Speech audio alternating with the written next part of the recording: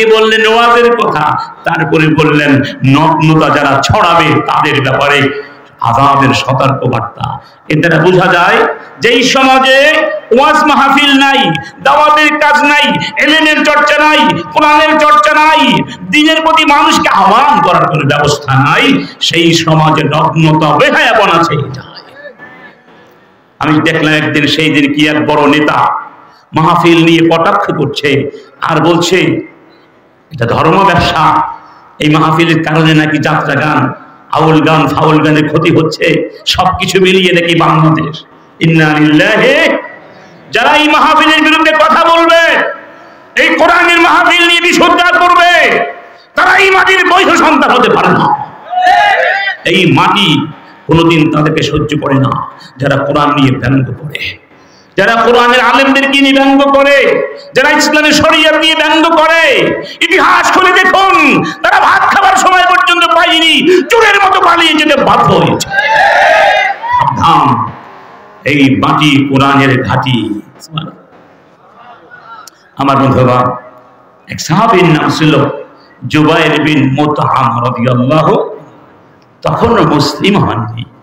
তিনি বলছেন, একদিন গোধূলি লগনে সন্ধ্যাবেলা হেঁটে যাচ্ছিলাম, পথিমধ্যে দেখলাম মুহাম্মদ সাল্লাল্লাহু আলাইহি ওয়াসাল্লাম সাথীদেরকে নিয়ে সালাতুল মাগরিব তখন আদায় করছিলেন। মাগরিবের নামাজের মধ্যে তিনি তিলাওয়াত করছিলেন এই আয়াতগুলো, আনতা আমরুহুম আহলামুহুম বিহাযা আমহুম কওমুন তাগুন আম ইয়াকুলুনা তাকাওয়ালা বাল লা ইউমিনুন ফালিয়াতু বিহাদিসিম মিসলি ইন কানু সাদিকিন আম খুলিকু মিন গায়রি শাইইন আম হুমুল খালিকুন আম খালাকুস সামাওয়াতি ওয়াল আরদা বাল লা ইউকিনুন আম ইনদাহুম খাযাইনু রাব্বিক আম হুমুল মুসাইতিরুন। রব্বুল আলামিন যারা আল্লাহ সুবহানাহু ওয়া তাআলাকে বিশ্বাস করে না, স্রষ্টা বিশ্বাস করে নাস্তিক, এই অবিশ্বাসীদেরকে জিজ্ঞেস করছেন, তাহলে কি তোমরা স্রষ্টা ছাড়াই সৃষ্টি হয়ে গেছো, নাকি তোমরা নিজেরা নিজেদেরকে সৃষ্টি করেছ, নাকি তোমরা আকাশ সৃষ্টি করেছ, জমি সৃষ্টি করেছ, নাকি তোমাদের কাছে স্রষ্টার খাজিনা চাবিকাঠি আছে? এই আয়াতটি শোনা, আয়াতগুলো শোনার পরে জুবাইর বিন মুতআম বলছেন, আমার ভেতর জগৎটায় আন্দোলিত বোধ করলাম, আমার ঘুমন্ত বিবেকটা জেগে গেল।